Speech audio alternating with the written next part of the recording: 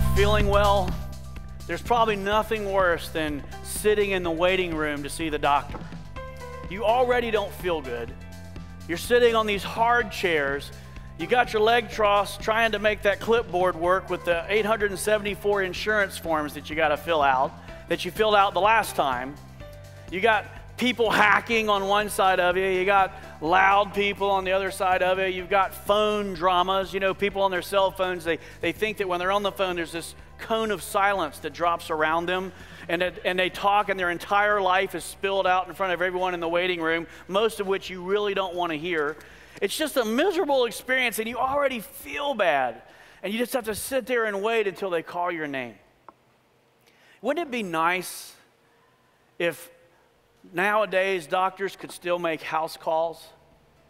You know, in the old days, for those of you who are a lot younger than I am, in the old days, you would call for the doctor, and the doctor would come to your house while you laid in your comfy bed and waited for he or she to come and give you what you needed and assess your situation.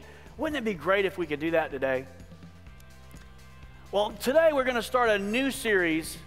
It's entitled House Calls. Making an appointment with the great physician. What we're going to do over the next several weeks is we're going to imagine together that Jesus, the great physician, that's what he's called, makes a house call to each one of us.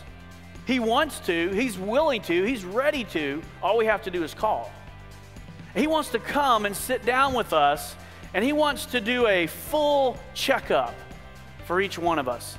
The full works, a checkup from head to toe, but we're not talking about blood samples here. We're talking about soul samples and spiritual x-rays to show us what's happening in the depths of our being, where we're healthy, where we're unhealthy, and what he can do about it and what he wants to do to help us. He can write us a prescription and give us a description of how to move from unhealth to health in all aspects of our life.